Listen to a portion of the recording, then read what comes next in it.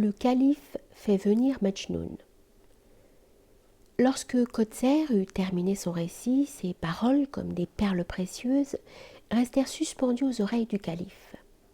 Elles lui inspirèrent le plus virulent désir de connaître Majnoun.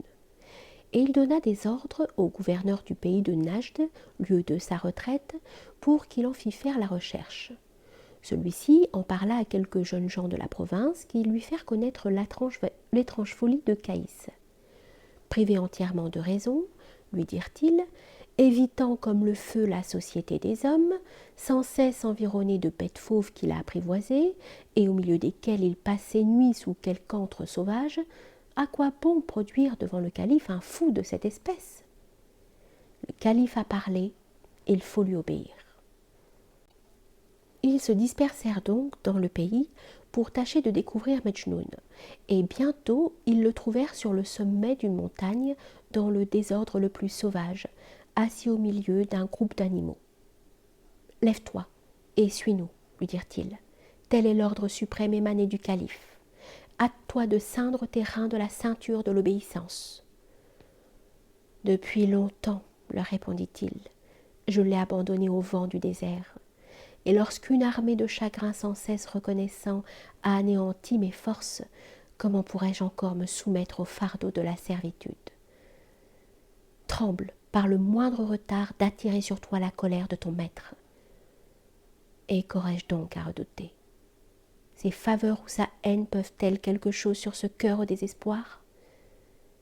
Mais ne sais-tu pas que cette folle résistance peut te coûter la vie?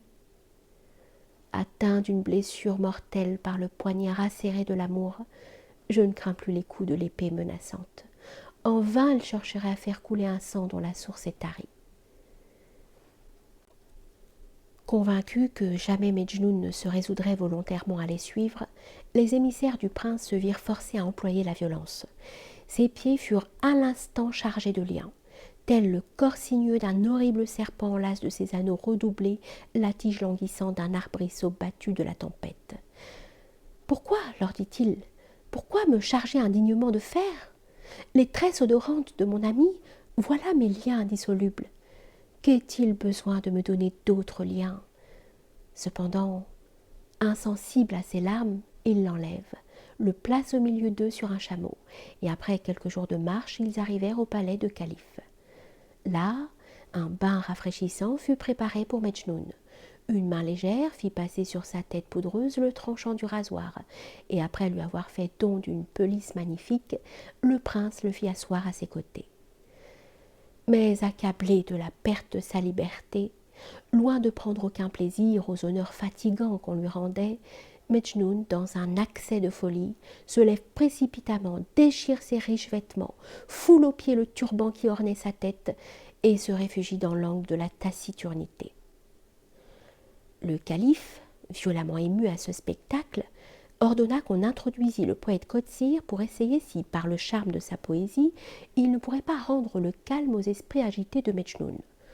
En effet, il n'eut pas plutôt modulé quelques vers à la louange de Leïla, où il décrivait dans un style enchanteur sa beauté, les tourments que Caïs éprouvait de son absence, que revenu insensiblement à lui et se laissant entraîner à une douce sympathie, les vers les plus touchants s'échappèrent de ses lèvres.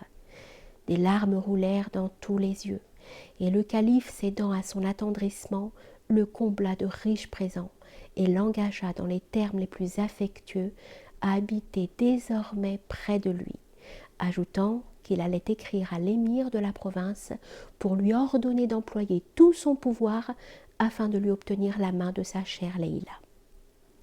Mais Caïs, sans nulle confiance dans ses promesses, rejeta de son sein tous les dons qu'il en avait reçus, et s'enfuit de nouveau vers le pays qu'habitait son ami, en se félicitant de la liberté qu'il venait de reconquérir.